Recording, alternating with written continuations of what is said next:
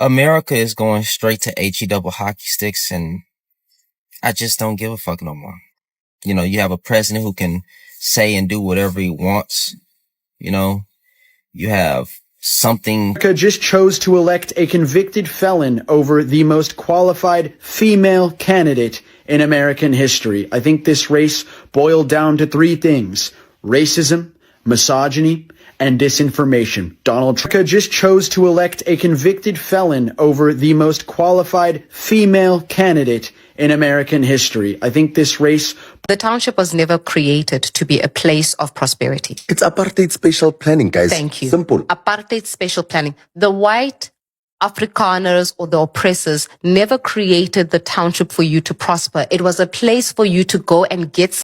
A lot of people don't realize how much they hate Black people until they meet a Black person who has the things that they thought. Black people are still resting, and they're gonna be resting for quite some time, okay? Because I don't think y'all understand the severity. Like, I think that there's some people out here that think that Black people are playing and that we'll eventually get over. I think white people are so triggered by Black joy because they have zero control over it. And white people are all about control. And anything they don't get to control and manage and dictate freaks them the hell out. How much my first semester at UMiami is going to cost me out of pocket, because my parents don't got money like that. Starting off with tuition, after my presidential scholarship, I paid $17,000 out of my savings account. My parents paid the other $20,000. Imagine realizing that racism is so deeply rooted that some people become uncomfortable the moment Black people succeed, the moment Black people rise all the way to the top. And I mean, think about it. Black person gets the education, the money, the house, or the position they worked for. I mean, they deserve it according to their hard working. And suddenly, the hate starts to show itself. Now, not everyone wants to admit it, but racism does not always appear openly. Sometimes, it hides behind jealousy, behind anger, and behind, policies, some laws that people make, and the belief that Black people should somehow remain underneath others. But Black people have been fighting against these attitudes for generations, for a long period of time. And despite everything, they continue to rise. So today we're getting into a powerful conversation about racism, Black success, and why Black joy can trigger people. And trust me, this discussion gets so deep. Let's watch. I'll come later for more commentaries. If you are new to the channel, please subscribe. Otherwise, let's watch. I'll come later. Boiled down to three things: racism, misogyny, and disinformation. Donald Trump turned out racist voters, he turned out misogynist voters, and he tricked uninformed voters by inundating them with disinformation. This is a very disappointing night, and me speaking personally, after having tried to get every single policy of Kamala Harris's out, and after trying to convince people correctly that her policy and plans were going to benefit them, improve their lives, lower their costs, reduce their stresses, Donald Trump still won in the end, despite him having laid out his plan to suspend the Constitution, despite his own military generals referring to him as a fascist. They still elected Donald Trump. But I don't want to end on a message of despair. Guys, we need to stay in this fight because now our rights are literally at stake. I'm not going to stop fighting. I hope you guys don't either. Now more than ever, we all need to stick. America is going straight to HE double hockey sticks, and I just don't give a fuck no more. You have a president who can say and do whatever he wants. You have something crazy happening on the news left and right every day. Crime. And it seems like the American people as a whole ain't really rallying up together to use their voice, because it seemed like they in cahoots with everything that's going on. So why even give a damn? You feel me? Why keep raising our voice? Why keep speaking out on injustices when people don't give a fuck? So shit, fuck it. I don't give a fuck. And I think this is the sentiment that a lot of people have reached. If this motherfucker's gonna burn, so be it. Because it seems like nobody is gathering up as a collective group to say, you know what? Fuck this shit. We gotta do something. A lot of people don't realize how much they hate Black people until they meet a Black person who has the things that they thought that they were entitled to. Or at the very least, the things that they thought they would be able to get above Black people. Because the only sense of worth that you have is that you thought you were better than a Black person or above a Black person on the hierarchy of American society. And so when a Black person has a nicer house than you, or a better education than you, grew up in a better neighborhood than you did, has better clothes, has had more interesting experiences, all of a sudden, like the anger and the rage and the jealousy starts to boil up and you're like, what is that feeling? It's racism. It's racism. You didn't realize it was there because you don't have a problem with Black people who are your maids and your janitors and the person who takes out your trash, which are all legitimate jobs, by the way. There's nothing wrong with that. But when you meet a Black person who's like a doctor, a lawyer, a professor,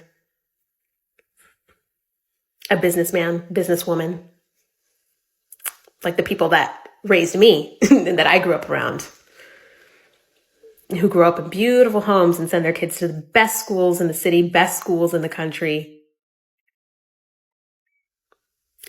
All of a sudden, the demon starts to come out and you're confused. It's because you're racist. You're racist. And you thought that your whiteness or your proximity to whiteness gave you some sense of value and some sense of meaning because at least I'm better than a Black person. At least I'm above a Black person. Are you though? Really?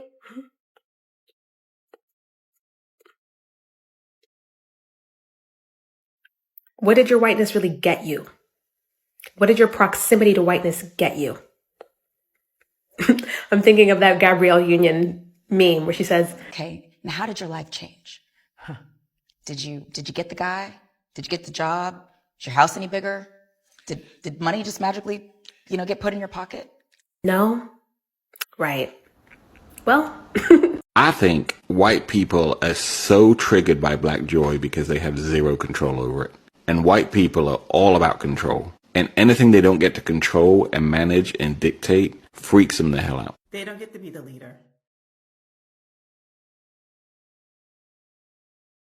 Black people are still resting, and they're going to be resting for quite some time, okay? Because I don't think y'all understand the severity. Like, I think that there's some people out here that think that Black people are playing and that we'll eventually get over this and we'll get back to work. No. We will get back to work in our community. Black Americans will be okay because we put in the work.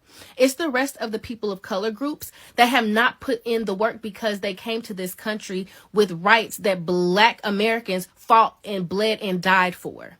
So when Black people say that we are resting, that is what we mean. It is not just this election. It is not just this. It is a culmination of so many disappointments from our existence on this stolen land. Okay? Because let's be clear. America is a stolen land built by stolen people. At the end of the day, that is what America is. Black Americans decided that they wanted to make something out of nothing. And that is what we have done for hundreds of years. And have literally laid a table together for everybody to be equitable. Okay? Equitable. All we want is equity, not revenge, not a leg up in the world, but equity across the board. And because America said that that's not what she wants, everybody is going to have to reap what they sow. Black people have been sowing seeds of equity, civil rights movements, voting rights movements. We have been sowing good seeds. So over the next 4 to 8 or however many years, Black Americans are going to be okay. It's all the other groups that we were worried about. But y'all let us know y'all not worried about yourselves, so we can't. Can we talk? It's been a while. I know. But Black women, we're still resting. Yep. Black people as a whole, we are tightening up our ship. Black people as a whole, we are building community amongst each other. Everything else around us is just a distraction at this point because we warned, we shared information, infographics, data, and statistics of what might happen. And clearly, people did not believe that fat meat is greasy. And that video that I just shared was a couple of days after the election, after I had gotten all the tears out, after I had cried it out, after I had prayed it out, all the things.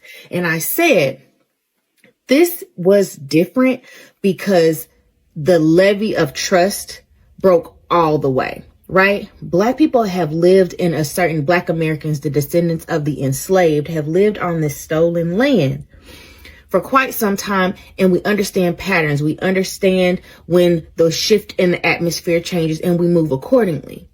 And what we're seeing is we have conditioned ourselves to do that. We have conditioned ourselves to pivot when the temperature changes. And a lot of people now are seeing the temperature change, not just feel it, but see it in real time, and they don't know how to react and they don't know how to deal. So anybody that is getting on this app trying to tell Black women to do anything, trying to tell the 80% of Black American men to do anything right now other than do what we've been doing the past 10, 11, almost 12 months, you're part of the problem, not the solution.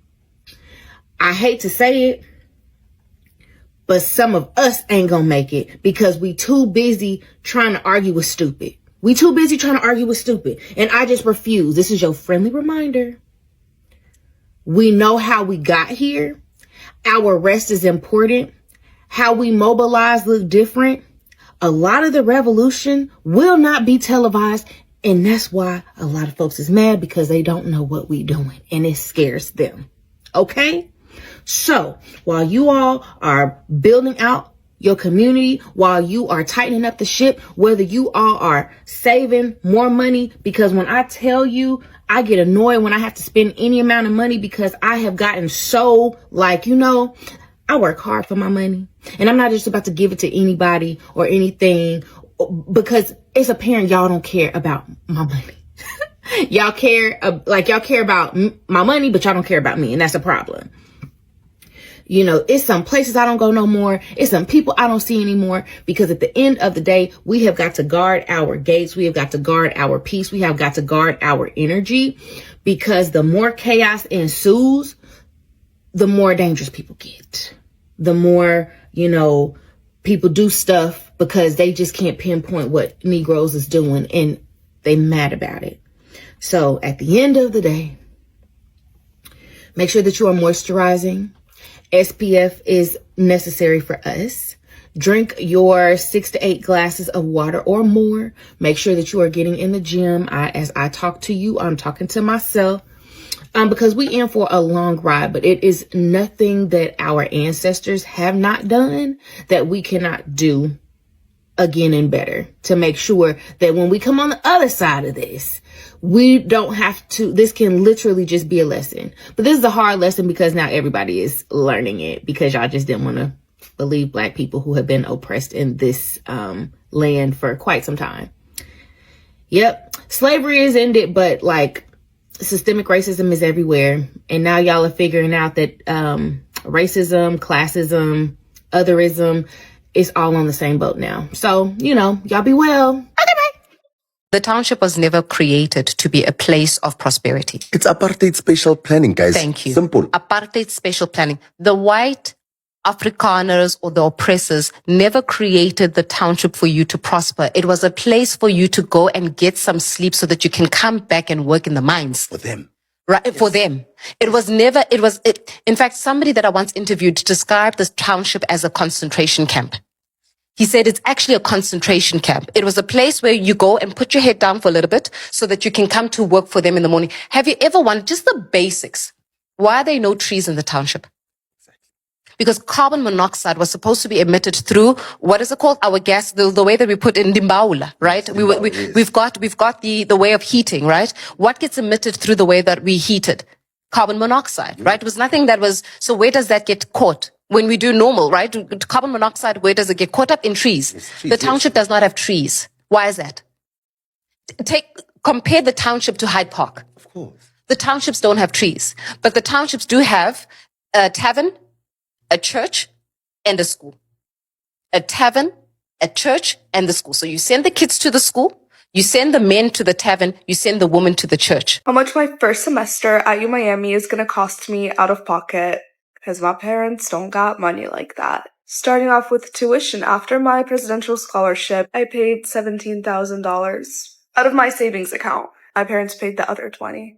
Rent is $2.4K a month times July, August, September, October, November, December. Rent is $14,400, roughly, because utilities will vary. Groceries are like $100 a week. 2.5K for the semester. Going out, I'm gonna say another $100 a week, and that's me on a budget. Ubers are expensive as fuck, and I don't got a car here. That's gonna be another 2.5 to 4-ish. And that's pretty much how much money I gotta make to survive to the end of the semester. Yeah. Without going into debt, because that's the last thing I want to do. You'll not catch me going into debt. Fuck that shit. If you have strong baby fever right now, I'm just going to put this out there. My cousin is trying to figure out where to put his child in preschool.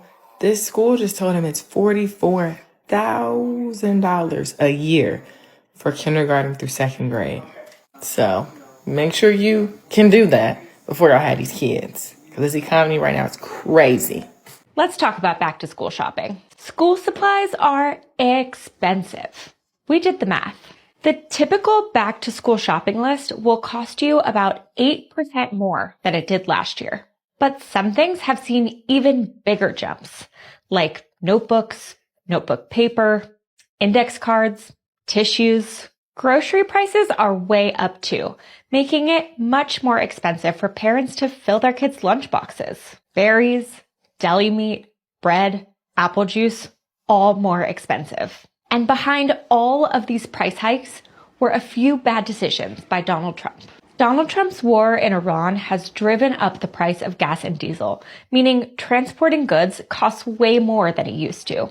Trump's tariffs are making things made overseas, including many school supplies, more expensive. And let's be clear, Americans are paying the price for these tariffs, not other countries. Parents can't afford this. In fact, 45% say they plan to take on debt just to pay for back-to-school shopping. Many are cutting back on other things that they need just to get through this season.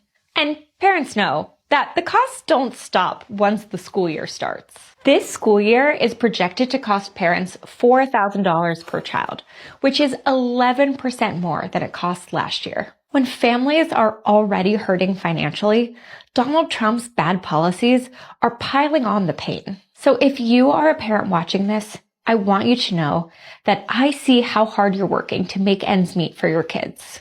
And I will keep fighting to end this war, end these tariffs, and bring costs down. Welcome back. Now, after watching everything all the way to the end, I think it really makes sense when white people are jealous to see black people rising all the way to the top. If I was white, I think I would still be jealous. Because, I mean, it doesn't make sense that the black people, the people who, after everything was done to suppress them, to put them down, they are rising to the top. I mean, it really doesn't make sense. It really, shows that I think black people are not just mere people, because everything was put in place. The policies, the laws, the institutions that were already put to make sure black people never rise. They were denied access to some loans. They were denied to access to so many things. But look at it.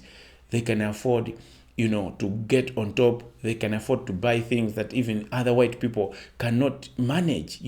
When black people are buying, expensive cars, other white people don't love it because it makes sense. You wanted them to be down, now they are above you. So yeah, it's okay when they are jealous about it. because it really proves that black people are not just mere people. Now, after watching everything all the way to the end, let's discuss some 5 messages that kept coming up again and again, like our takeaway messages. What exactly are people trying to share in this video? Otherwise, if you are new to the channel, please subscribe, and if you may get any value in the video, please like it. Now, the first thing, racism does not simply disappear just because society changes on the surface or like externally. You see, the discussion about successive black people raises a very serious question. Why do some people become uncomfortable when black people achieve the same things or even more than people who once believed they are naturally above them?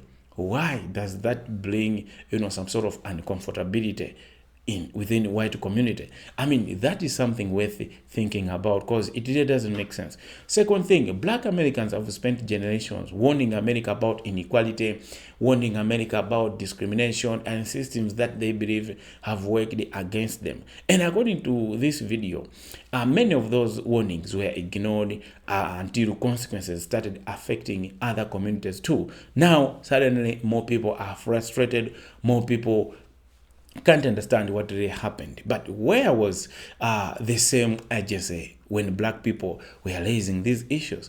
If black people were ahead, okay, their concerns, their warnings before, I think things could not reach where it is. But sometimes you hear after you are down. The third thing, black people are not responsible for saving everybody whenever the country enters a crisis. That is another major message we really need to have right here. You see, black Americans have participated in struggles for civil rights, voting rights, and broader equality. Struggles that benefited far more people than only black Americans, only black people. It benefited even Asians. It benefited even Haitians. It benefited, so many people. So when some people choose to step back and maybe, no, let's protect our peace, or maybe save our money and strengthen our community, I think that should not be automatically interpreted as weakness or indifference. Okay, because there are moments where people will reach to say enough is enough. We have tried our best, but you guys seem not to care. The fourth thing, survival has taught black communities lessons that cannot simply be learned overnight. You cannot download them. Okay, you cannot download them. You cannot use AI to have experience. Black people have gone through that. You see, for generations, black Americans have had to adapt, to organize, to rebuild, and find ways to survive difficult economic and social conditions up until here they are.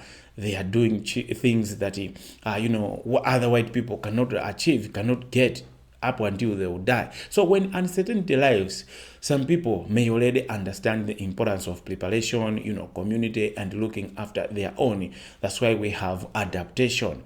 The other thing, if America truly wants to solve its deepest problems, its biggest problems, people must be willing to confront the foundation instead of only complaining about the systems. Because there are moments you can heal the system, the symptoms, without looking at what exactly is the root cause. So there has to be a need to confront what exactly is the root cause. You see, you cannot keep ignoring racism. You can't keep ignoring inequality, greed, or division, then act shocked when trust breaks down and the system begins creating problems for more and more people. I mean, it doesn't make sense, because you have to first of all acknowledge racism exists. You first of all have to acknowledge that black people are suppressed. You have to acknowledge that black people are not having the same treatment that white people have. And eventually every crack becomes impossible to ignore when these things are ignored. I think perhaps progress begins when people, stop demanding silence from those who have been warning them. And finally, maybe start to listen honestly and courageously without fearing, but boldly. And let me make this thing to be clear.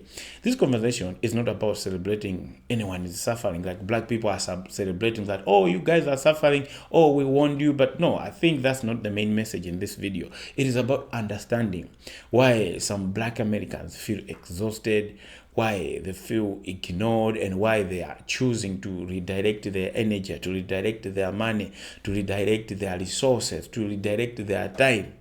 Okay, so for many people, the message is simple. Like, we warned you. Black people were like, we warned you, but you simply didn't listen. Black people spoke. They protested. They voted. They organized. They shared information. They did all they could in their power with their energy. And now, instead of constantly carrying everybody else's problem, everybody else's, issues, many black people are choosing to focus on their communities, just to be like, okay, it's time to focus on our community. So guys, maybe that's the biggest lesson from all of this. Like, people should listen before a crisis reaches their doorstep. When it is at the neighbor's house, you have to go and help them. Don't wait until it comes to you, because those neighbors cannot come to help you. Because injustice does not remain isolated forever. Eventually, the consequences of a broken system can spread much further than system expect. And for black people watching this, protecting your peace, building your community is something worth it to be prioritizing. Supporting one another is something worth prioritizing. Preparing for future, for the future does not mean giving up. Does not mean just like, okay, it's okay, I'm done, let it happen. No, sometimes stepping back is part of moving forward. Okay, being quiet, not responding to anything, not fighting for everything else, for everybody else, is the best way to move forward. Now, I want to hear from you. Which one of these, messages stood out to you the most? Do you think America ignored black warnings for too long, or do you see this situation differently? Because I know people look at different situations differently. Drop your thoughts down below, because this conversation, I think, is far from over. You see, the little change requires little accountability, listening, courage, and confronting uncomfortable truths before damage really become so impossible to ignore. Otherwise, let me know what you think down in the comments below. If you are new to the channel, please subscribe. If you may find any value in the video, please like it. I'll greatly appreciate. See you next time, and I'm proud of you.